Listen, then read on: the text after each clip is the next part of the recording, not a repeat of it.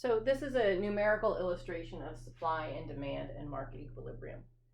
So we've got the demand schedule and the supply schedule.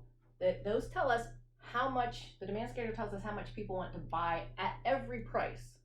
So it's not just one point, it's this entire, demand is this entire relationship between price and quantity demanded. And supply is this entire relationship. At every price, how much do people want to supply? So when we say the demand for a product, we mean this whole relationship. At every price, how much do people want to buy? And so we can illustrate that on our graph. So when we plot all of these points, price and quantity demanded, price on the vertical axis, quantity demanded on the horizontal axis, it will give us a curve, and that is our demand curve. That shows us visually, it shows us at every price how much people want to buy. So we can say at a price of, remember the origin of the graph is where both variables take a value of 0.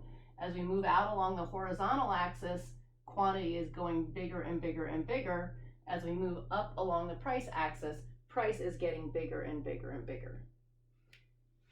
So at a price of $10, nobody wants to buy anything.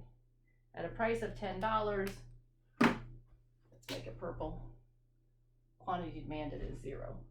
And we can plug in each one of these things. And you can see, I made up the numbers here, of course, but you can see that as price gets smaller and smaller and smaller, what's happening to quantity demanded? It's getting larger and larger and larger. As price gets lower and lower, there are more units that are worth it. There are more units for which the marginal benefit exceeds what people have to give up to consume it.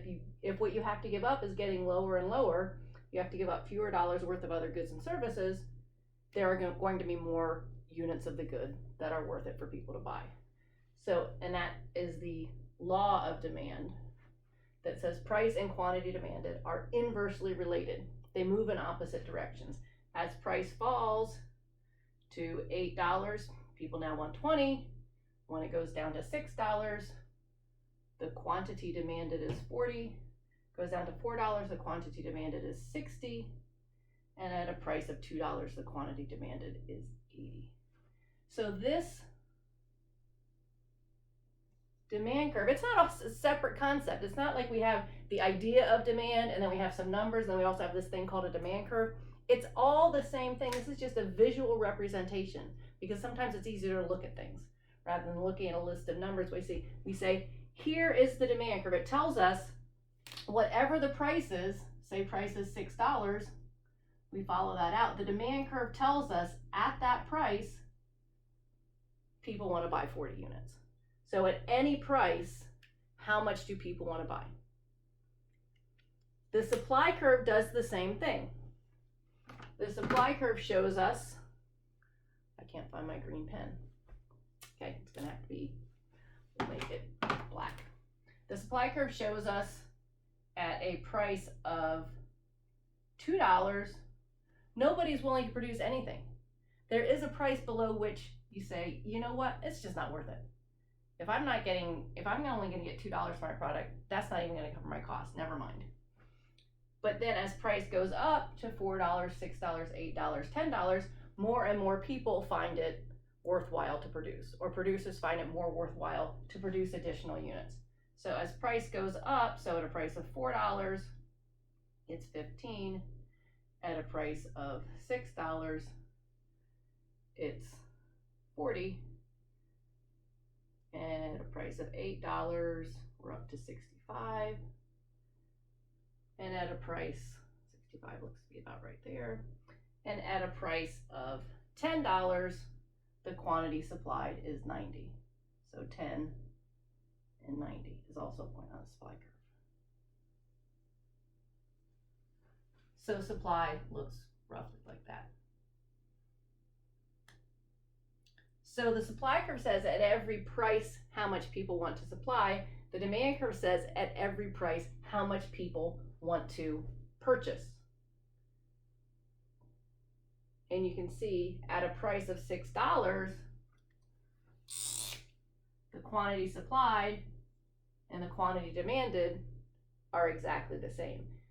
$6 is the equilibrium price.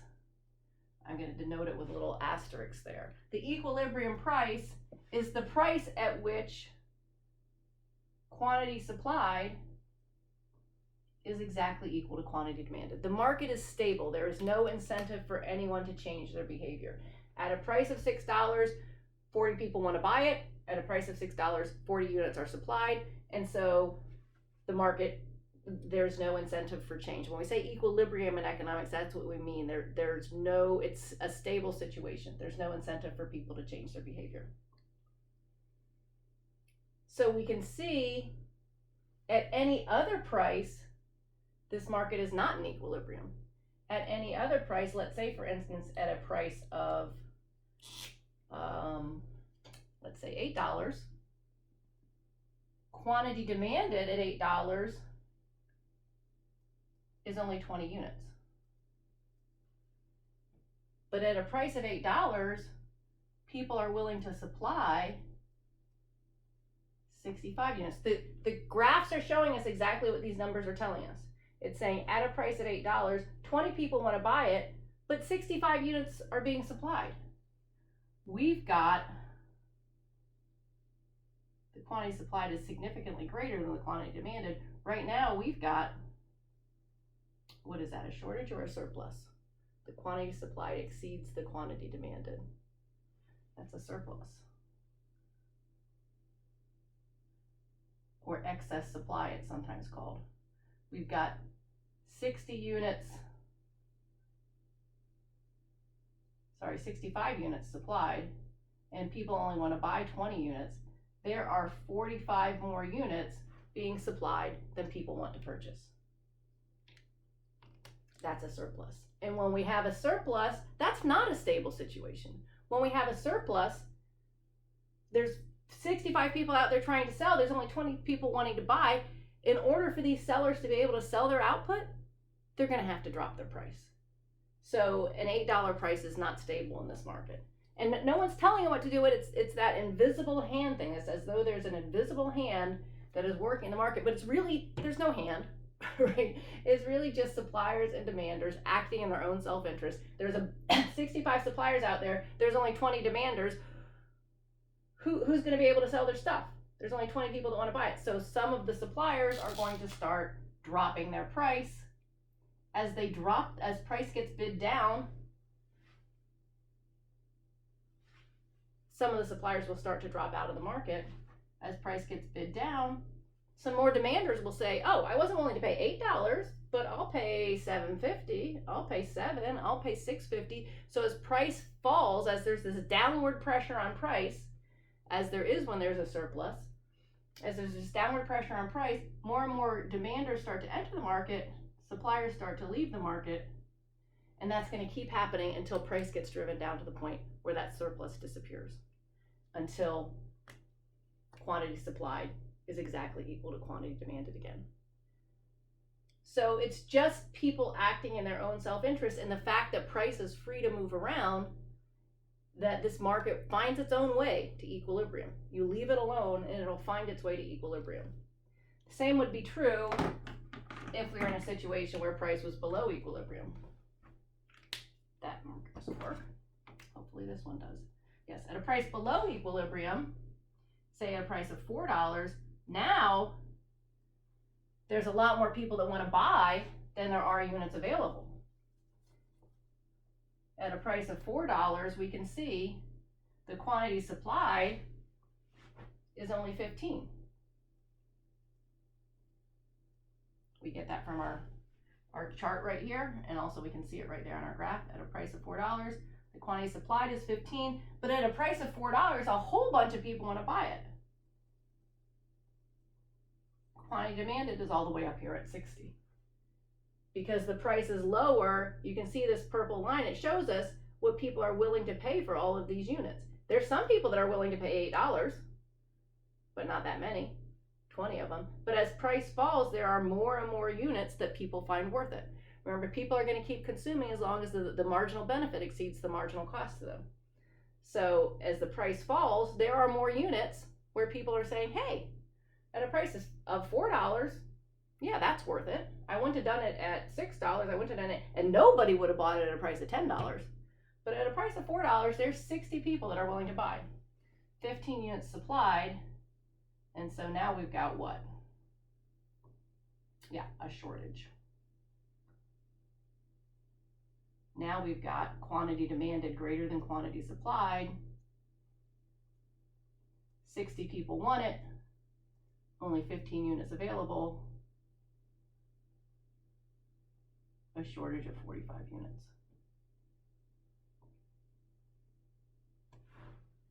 Again, this will not be a stable situation. There's a shortage of 45 units. There's 60 people that want it. There's only 15 units available. Somehow we have to figure out who's going to get those units.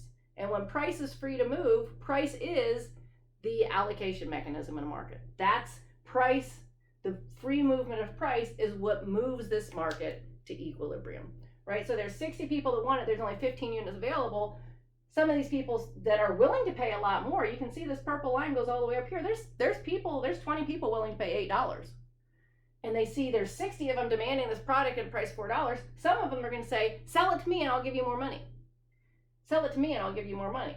And as they do that, they start bidding the price up. And as they start bidding the price up, some of these people that were willing to pay $4, but not $4.50, they start dropping out of the market. And as the price gets bid up, some of the suppliers that were saying, yeah, for $4, I'm not going to produce, that's not worth it.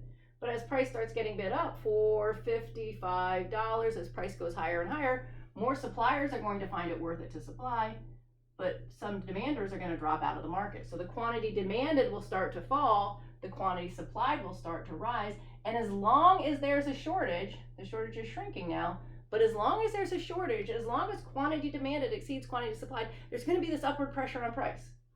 And so price gets bid up until we end up right back here in equilibrium. If you leave the market alone, and we're assuming it's a competitive market, if you leave the market alone and price is free to move around, price will move, price will serve as the rationing mechanism, the allocation mechanism to make sure that we end up at a place where quantity supplied is exactly equal to quantity demanded.